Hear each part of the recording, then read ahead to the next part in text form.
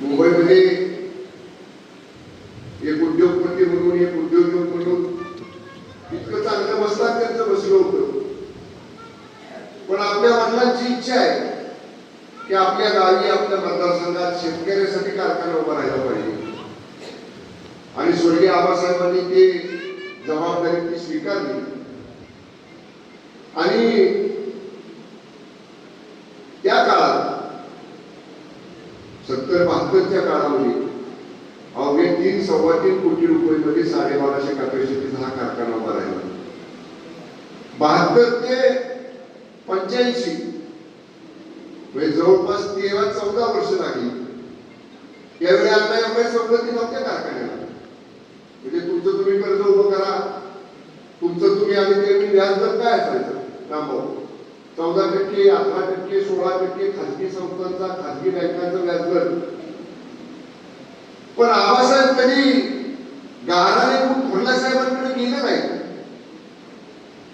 की आता साहेब हे परवडत नाही, कारखाना कसा चालवायचा. त्यांनी एक मनामध्ये ठरवलं होतं की आपल्या वडिलांनी अवघड जबाबदारी दिली ना आपल्यावर, ती पूर्ण करून दाखवायची. वेळ प्रसंगी कारखाना उभा राहत असताना कॉलेजच्या पत्र्याच्या शेड मध्ये ती राहिली. पण सांगायचं तात्पर्य की समाधान त्याला स्वतःला ह्या गोष्टीचं होतं की त्यांच्या हयातीमध्ये आज जे आम्ही सगळेजण मिळवतोय, त्यांच्या हयातीमध्ये हा शेतकऱ्याच्या मालकीचा करण्याचं काम स्वर्गीय आबासाहेबांनी 1945 आणि आर्थिक नियोजन कशाला बनतात, जेव्हा त्यांच्या लक्षात आलं 84-85च्या गणित हंगामामध्ये आपला कारखाना कर्जमुक्त होईल, रुपयाचे कर्ज आपल्यावर असणार नाही, तेव्हा त्यांनी त्यांच्या मनामध्ये दुसरी एक सर होती. माझ्या वडिलांनी पहिला शिक्षण संस्था उभी केली. भागवतराव देसाई साहेब त्यात होते, केवी बापू त्यात होते, उदय बाबा त्यात होते. पण ती संस्था राजकीय डावपेच करून काही लोकांनी गिळतोड केली. ते साहेब आबासाहेबांच्या मनामध्ये होते की आपल्याला त्याला तुम्ही सोडून दुसरी शिक्षण संस्था काढायची.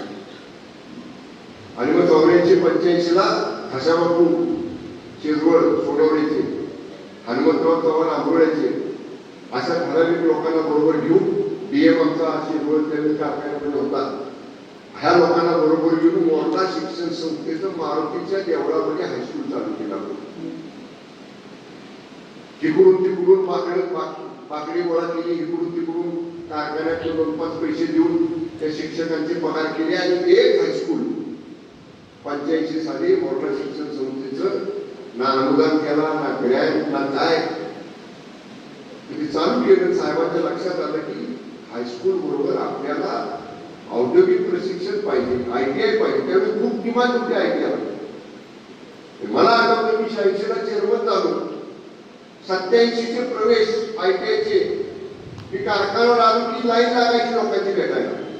इलेक्ट्रिशियनला द्या, वेल्डरला द्या, फिटरला द्या. त्यावेळी आबासाहेबांनी नॉन ग्रँटेबल तत्वावर आपला ITI सुरू केलं. इमारत स्वतःची बांधली.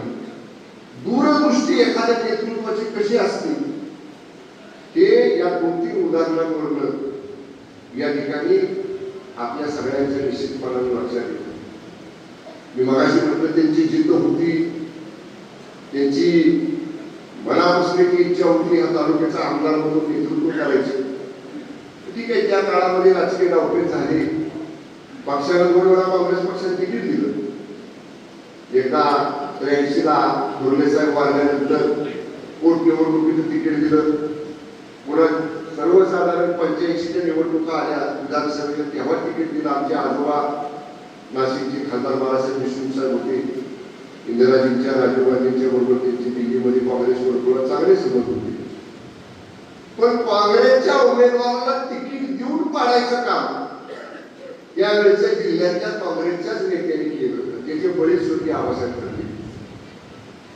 आणि मग स्वभाव थोडा हळवा होता. दोन्ही माणसाचा प्रकाश काका याचा साक्षीदार आहे. हळव्या स्वभावाचे बोलून नाही दाखवत, पण मनात ते खचत गेली. आणि मग दुर्दैवानं 12 एप्रिल 86 याच कारखान्याच्या कामासाठी असताना त्यांचं निधन झालं. सगळ्यांना वाटतं की आता ह्या देसाई गटाचं काय होणार. एवढ्या मोठ्या दिग्गजांनी टकरा खाल्ल्या, पण बाळासाहेब देसाई साहेबांच्या नंतर देसाई गटाकडे काय आमदारकी आली नाही. आणि जवळजवळ तालुक्यामध्ये सुद्धा जिल्ह्यामध्ये सुद्धा की आता देसाई गट संपला. काय 2-4 वर्ष शिवाजीराव देसाई गेले, त्यांची सहानुभूती ह्या कुटुंबाला मिळेल. कसा बसा 2-4 वर्ष कारखाना ताब्यात राहिला तर राहील, पण आता हा देसाई गट काय उभारी घेणार नाही. पण जेव्हा तुम्ही सगळ्यांनी, तुम्ही म्हणण्यापेक्षा जी जुनी मंडळी त्या काळामध्ये होती, तेव्हा माझ्यावर जबाबदारी दिली. शेवटच्या वर्षाला कॉलेजच्या शिकताना त्यातनं बाहेर येऊन बाबा हे गटाचं नेतृत्व केलं पाहिजे, कारखाना चालवला पाहिजे. बरोबरकडे माहित नव्हतं आम्हाला. कारखान्यावर आबासाहेबांच्या बरोबर आलं तर उसाचा ग्लासभर रस प्यायला खाली कारखान्यात गेलो तर तेवढाच कारखाना आम्हाला माहिती, नाही तर बाकीच्या कारखान्याची बाराखडी काय माहिती होती. मी शिकलो. हौदार अण्णा होते, विठ्ठलदादा होते, ती जुनी मंडळी होती त्यावेळी, सगळ्यांच्या बरोबर माहिती घेत. आणि आज आपण एकूण 2004 साली आपण या ठिकाणी 21 वर्षांनंतर या तालुक्याचं नेतृत्व परत एकदा देसाई गटाकडे आलं. 70 साली मरळीच्या माळावर उभा करायचा कारखाना 30 वर्ष, 4 वर्ष, 34 वर्षाचा इतिहास तुमच्या आमच्या सगळ्यांच्या डोळ्यासमोर होता. पण शेवटी आपण म्हणतो ना की तो वारसा बघत असतो, थोडासा उशीर लागतो, तोही परीक्षा बघतो. प्रामाणिक काम करणारा कोण आहे, निष्ठेनं काम करणारा कोण आहे. आजकाल साहेबांच्या जवळ आलं की वर्षभरात मला काहीतरी मिळलं पाहिजे अशी इच्छा, अशी अपेक्षा अनेक लोक मनामध्ये ठेवतात. अशा सगळ्यांसाठी माझं सांगणं आहे. हा 40 वर्षाचा इतिहास तेवढ्यासाठी मी सांगितलं. त्याला कष्टात हवे लागतात, त्याला योग्य वेळ यावी लागते. मला वाटलं माझे वडील कारखान्याचे चेअरमन होते, माझे आजोबा राज्याचे गृहमंत्री होते, मी आमदार झालो पाहिजे. पण ह्या मतदारसंघाच्या शून्य जनतेने 21 वर्ष माझी परीक्षा होती. आज बरं वाटते जॅकेट बिकेट घालून फिरायला, पण ह्याच्यात 21 वर्ष कष्टात गेली. आमचा परिवार कशा कष्टात गेला, आमचं कुटुंब किती अडचणीत गेलं, हे आता इथं सांगण्यासारख्या गोष्टी नाही. मान अपमान राजकीय किती झाले, पराभव किती झाले, पण शेवटी मी सुद्धा जिद्द सोडली नाही. माझ्या मनामध्ये होतं की स्वाभिमानासाठी लोकनेते बाळासाहेब देसाई साहेब मंत्री पदाचा राजीनामा देऊन मंत्रिमंडळात बाहेर पडणारा महाराष्ट्रातला पहिला स्वाभिमानी मंत्री कोण होता. पण मी स्वतःला समाधानी भाग्यवान समजतो. 2024 ला 4थ्यांदा आमदार झालो. आदरणीय एकनाथ शिंदे साहेबांनी मला मंत्री केलं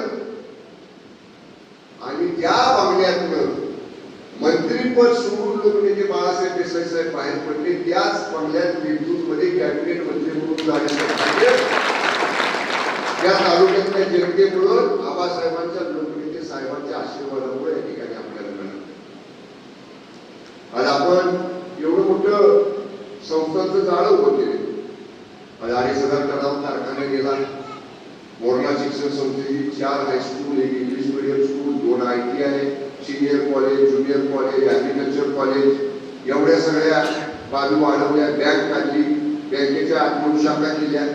लोकसभा या ठिकाणी हळूहळू आपला प्रगती करतोय. म्हणजे वेगवेगळ्या क्षेत्रामध्ये या तालुक्यामध्ये कामाच्या रूपानं या दोन्ही दिग्गज आपल्या नेत्यांच्या स्मृती जतन ठेवण्याचं काम हे आपण सगळ्यांनी या आबासाहेबांच्या पश्चात या ठिकाणी केलं. मला प्रामाणिकपणे या ठिकाणी आवर्जून उल्लेख करायचा आहे की सुरुवातीच्या काळात पराभव ह्याच्याशिवाय देसाई गटाने वाटलेला काहीच येत नव्हतं. वर्तमानपत्र तुम्ही जर काढली तर आमचे विरोधक म्हणायचे देसाई गटाला यात्रेतल्या गुणांशिवाय बोलावलं आणि आमचा पराभव झाला कारखान्याला सॉरी विधानसभेला की आमचे विरोधक आमच्या कार्यकर्त्याच्या दारात फटाकडे कार्यकर्त्याच्या घरात गुलाबाची कृती हा अपमान 21 वर्षीय देसाई गटाने सहन केला आहे तालुक्यामध्ये. पण 4 निवडणुका जिंकल्या आपण. माझ्या देसाई गटाच्या कार्यकर्त्यांनी तशी परतफेड केली नाही. विरोधकाच्या दारात फटाकडे लाव, विरोधकाच्या घरात गुलाबाची कृती टाक, विरोधकाला यात्रेशिवाय मुलाला गाव पडणार नाही म्हणून ही शिकवण आपली नाही. आपल्याला शिकवण स्वर्गीय नवनीते साहेबांची स्वर्गीय आबासाहेबांची आहे. आपल्या कामात उत्तर द्या. लोक काम करत असतात कोण आपला आहे होतं ना त्यांच्याकडे सुद्धा 21 वर्ष आमदार पद होतं. त्या 21 वर्षातली 5 वर्ष कॅबिनेट मंत्री होते. भले जिल्ह्याचे पालकमंत्री नव्हते पण बाहेरच्या कुठल्या तरी जिल्ह्याचे पालकमंत्री होते. काला एखाद्या जनता दरबार कधी त्यांच्या आमदार पदाच्या मंत्रिपदाच्या काळात झाला आठवतं ठिकाणी झालेला.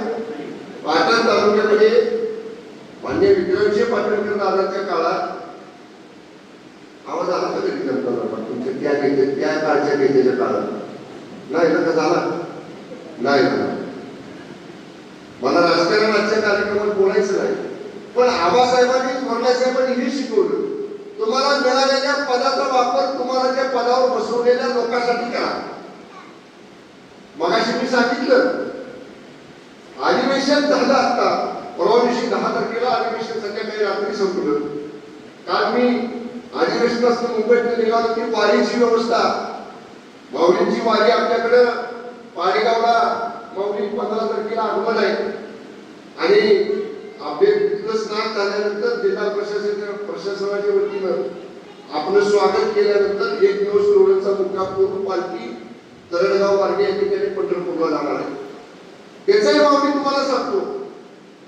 22ला मी पालकमंत्री झालो आणि माऊलींचा पालखी सोहळा जिल्ह्यात आल्यानंतर पोलीस दलाची मानवंदना देण्याचा पहिला निर्णय कुठल्या जिल्ह्यात झाला असेल आणि महाराज मी पालकमंत्री झाल्यावर या जिल्ह्यामध्ये केला. कुठेही नव्हती ही पद्धत. मी सांगितलं माझा अधिकार आहे आणि माऊलींची पालखी माझ्या जिल्ह्यात की मी पालकमंत्री म्हणून स्वागत करताना आम्हाला काही वेळा पोलीस सल्यूट करतात मानवंदना देतात. समोर माऊलींच्या मानवंदना सरकारी झाली पाहिजे. पोलीस पथकाची मानवंदना माऊलीला आपल्या जिल्ह्यामध्ये माऊलींच्या पालखी सोहळ्याला गेल्याचं पहिलं काम या ठिकाणी आपलं. काल ती सगळी व्यवस्था करून रात्री घरी आलो. आज आलो. आज कार्यक्रम आपले आहेत. उल्लेख केला पाहिजे आता नागरिक समाजातले आमचे काही कार्यकर्ते असतील त्याचा कार्यक्रम आहे थोड्या वेळाने या ठिकाणी. या कार्यक्रमात त्यांचं बोलेल पण तरी सुद्धा एक शनिवार रविवार येऊन गेलो म्हणतात. मागच्याच मला वाटतं तुम्ही शनिवारी ना मागच्या शनिवारीच जनता दरबार घ्यायला अधिवेशनात तुम्ही आलो पुन्हा रविवारी या ठिकाणी मुंबईला गेलो. 9 विभागाचं काम माझ्याकडे आलं. माझे स्वतःचे 3 विभाग मान्य शिंदे साहेबांचा 1 विभाग ऐन वेळी 5 इतर विभागांची कामं अधिवेशन काळामध्ये ऐन वेळी. दुसऱ्या नंबरचा प्रश्न माझा होता त्या दिवशी प्रश्न उत्तर आला आणि 4थ्या नंबरचा प्रश्न आमच्या एका सहकारी मंत्र्यांचा होता. मला सवय आहे. मला शिंदे साहेबांनी साहेब मुख्यमंत्री असताना सांगितलं की शकुराजे पार्लमेंटरी अफेअर्स संसदीय कार्य शिवसेना पक्षाचं सगळं तुम्ही बघायचं म्हणून मी बसून होतो प्रश्न उत्तराच्या तासाला. 3ऱ्या प्रश्नाचं उत्तर सुरू झालं आणि मी आजूबाजूला बघतोय आमचे 4थ्या नंबरचा प्रश्न ज्या मंत्र्यांचा होता ते मंत्रीच नाही सभागृहात.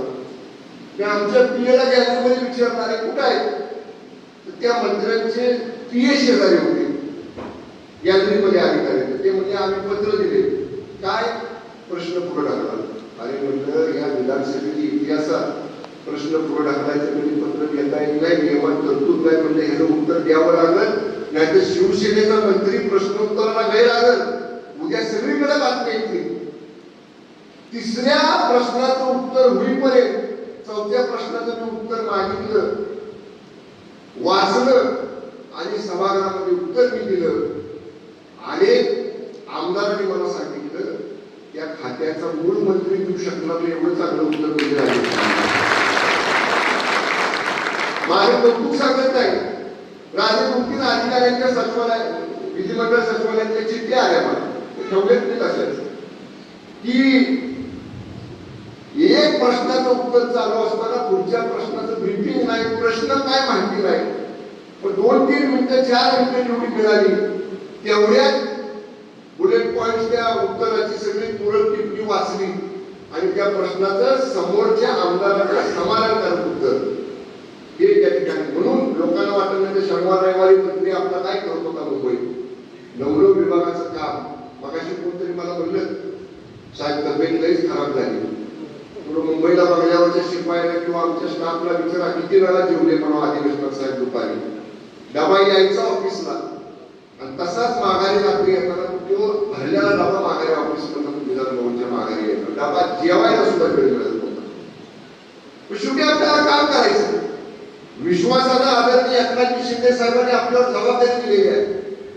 साहेब निर्धास्त असतात शंभर आहे ना विधानसभेत विधान परिषदेत शिवसेना पक्षाची बाजू खंबीरपणानं सभागृहामध्ये मांडली.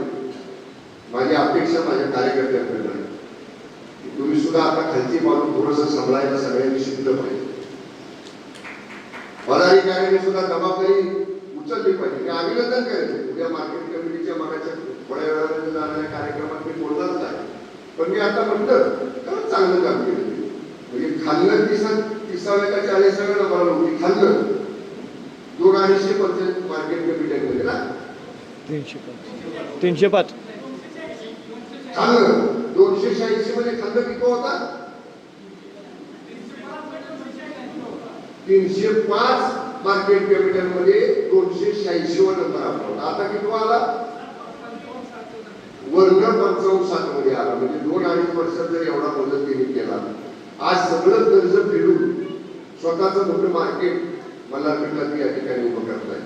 शेवटी कार्यकर्त्यांनी पदाधिकाऱ्यांनी आपल्याला दिलेली जबाबदारी की आपण मी का उदाहरण दिलं नवरो खात्याची मी उत्तरे दिली.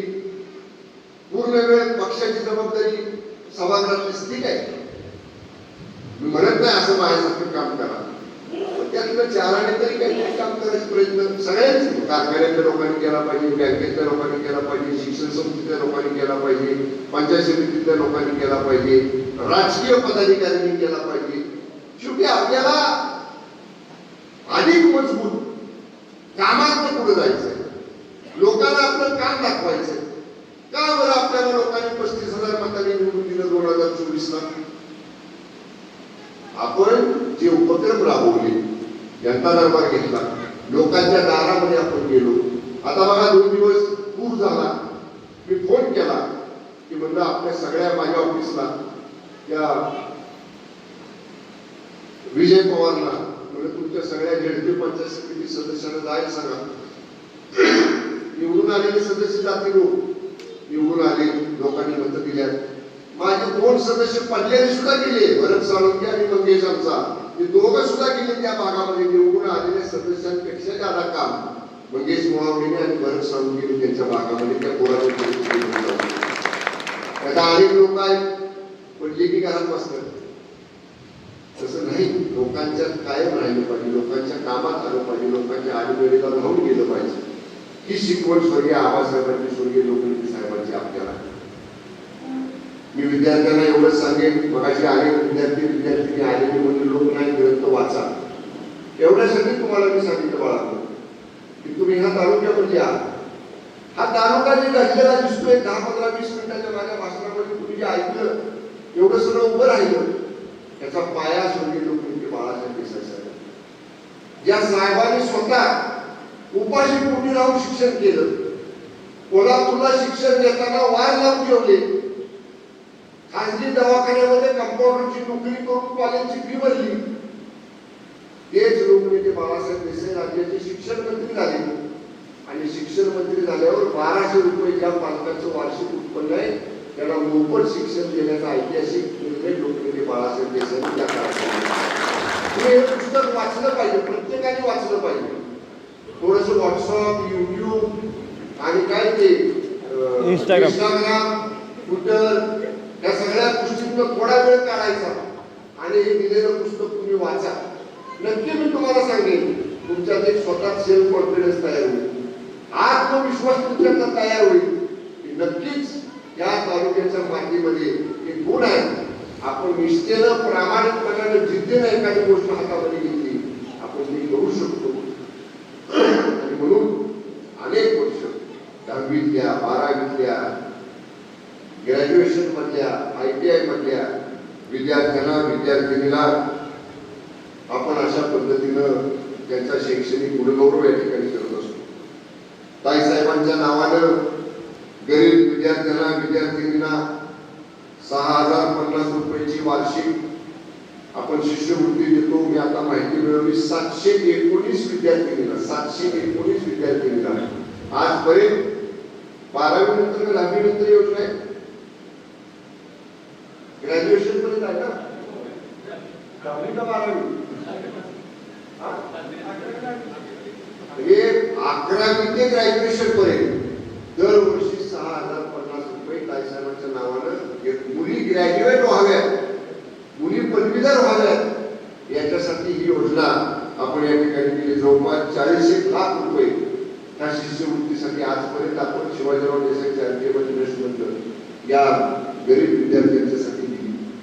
आपण सगळे जाणता इथं बसलेले कार्यकर्ते, मी सांगतो माझ्या वाढदिवसाला हार पुढे गुच्छ भेटवस्तू काय देऊ नका, मला वह्या द्या.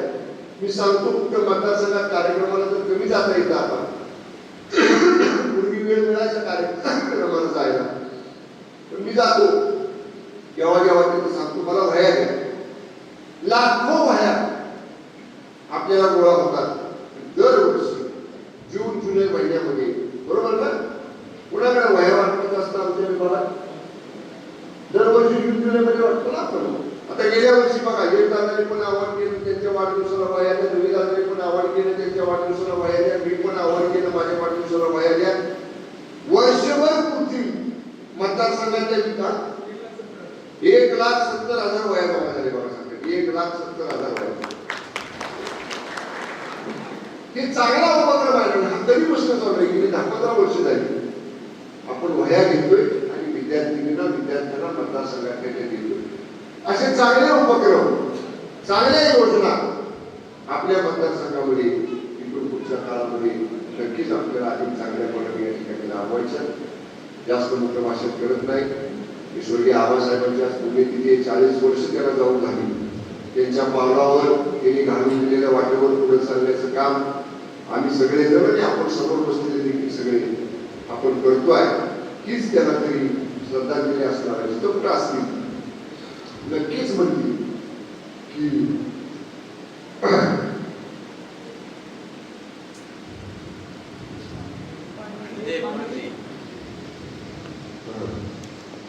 चांगलं काम ह्या मतदारसंघामध्ये झालं. त्यांच्याच गोष्टीला अभिवादन करतो. जय हिंद, जय भारत.